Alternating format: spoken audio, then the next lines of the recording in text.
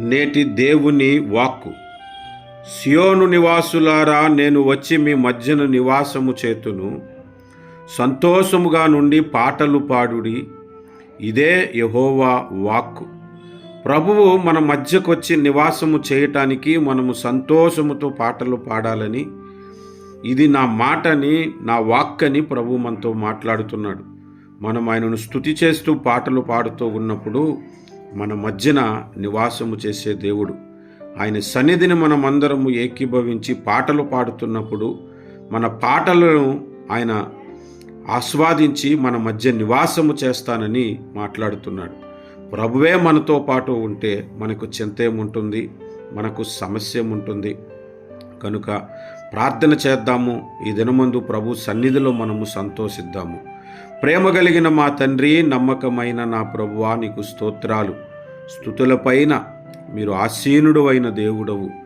సంతోష గానములతో నిన్ను స్తుతించుచూ ఉండగా ఈ దినమందు మా మధ్యన సంచారము చేయమని ప్రార్థిస్తూ ఉన్నాము.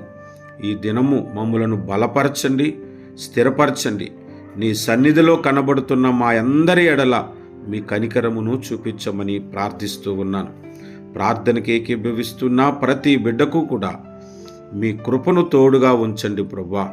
వారిలో నివాసము చేయండి, వారితో నివాసము చేయండి, వారి మధ్యన ఉండండి.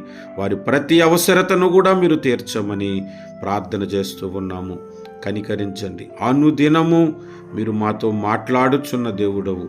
మీ మాటల చేత మమ్ములను ఆదరించుచున్న సర్వోన్నతుడు అయిన దేవుడవు. నీకు స్తోత్రాలు చెల్లిస్తున్నాము. మా మాటలు, మా ప్రార్థన ఇగో మీకు అంగీకారం ఒగునుగాక.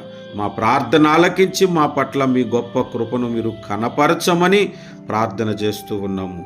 యేసుక్రీస్తు వారి అతి శ్రేష్టమైన, పరిశుద్ధమైన, జీవము కలిగిన, శక్తి కలిగిన నామమున ప్రార్థన చేస్తూ ఉన్నాము మా ప్రియమైన పరలోకపు తండ్రి. ఆమేన్.